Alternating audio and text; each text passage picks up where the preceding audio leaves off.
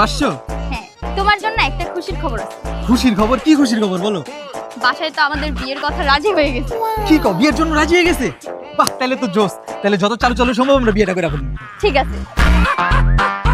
আর বিয়ের খুশিতে কি শপিং করতে গেছিলা? আরে না, তেমন কিছু না, কিছু মেকআপ আইটেম কিনে নিয়ে আসলাম। মেকআপ আইটেম কি দেখি?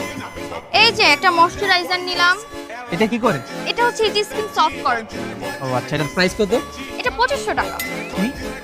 এতটুকু একটা ক্রিমের দাম 2500 টাকা? হ্যাঁ, এগুলোর প্রাইস এরকমই। তারপর একটা কনসিলার নিয়ে আসলাম।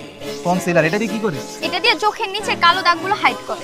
চোখের নিচের কালো দাগ দূর করে, এটার দাম কত? এটার প্রাইস 3500 টাকা। কি? এই এতটুকু একটা জিনিসের দাম 3500 টাকা? তারপর এই যে একটা ফেস পাউডার। ফেস পাউডার, এটা দিয়ে কি করে? এটা দিলে ফেসটা একটু ফর্সা ফর্সা লাগে। এটার প্রাইস কত? এটা 5,500 টাকা।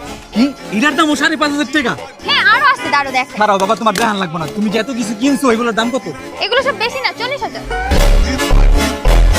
কি? এই জায়গায় 40,000 টাকার প্রোডাক্ট? আচ্ছা, এগুলা কি তোমার 2-4 বছর যাইবো?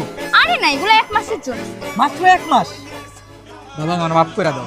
তুমি যে কয় টাকার মেকআপ আইটেম কিনছো, বিয়ার পরে যদি তোমার এগুলা রেগুলার লাগে, তাহলে আমি কামাই কয় টাকা, খামু কি আর করুম কি? মেয়েদের তো এগুলো একটু লাগে, একটু রূপচর্চা করতে হবে না, একটু সুন্দর দেখাতে হবে না।